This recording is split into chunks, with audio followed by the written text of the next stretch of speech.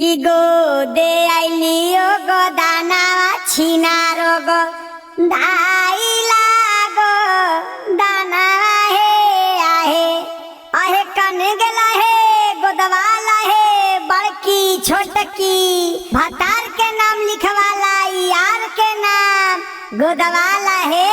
ये दीदी गोदना गोदे वाला आल हथिन केने है। चल चल चल हम गोदवावे अपन सैया के नाम यार के नाम लिख रहे। आगे मैया दुलावा वाला जाओ ठीक लगो, हमार वाला जाओ तो डरा है, कयादा जाए तो दुख बरा, सुमला जाए तो सुख बरा।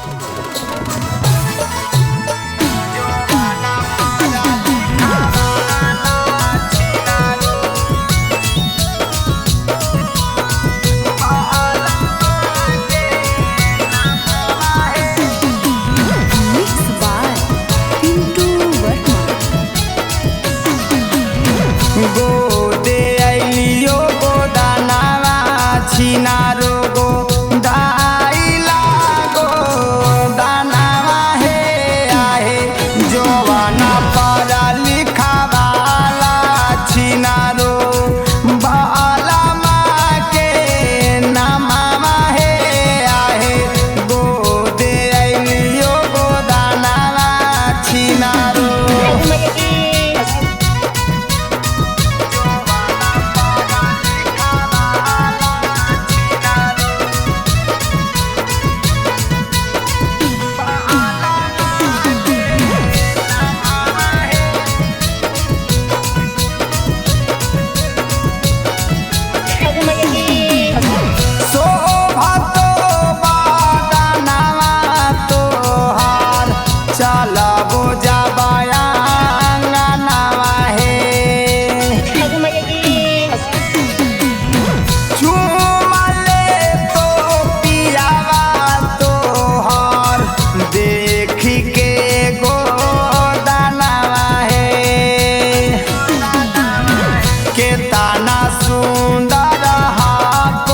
छिनारो पातारे कामरिया हे आहे जवाना पढ़ा लिखावाला छिनारो बाला माँ के नामावा हे आहे जवाना पढ़ा गोदावाला छिनारो।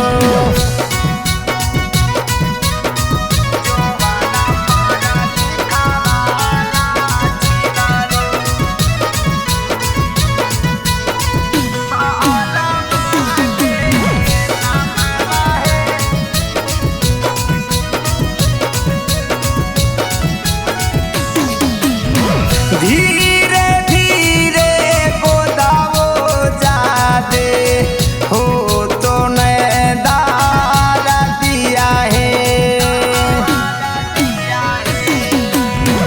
ननदो से छपवाई लिहा रतिया में हार दिया है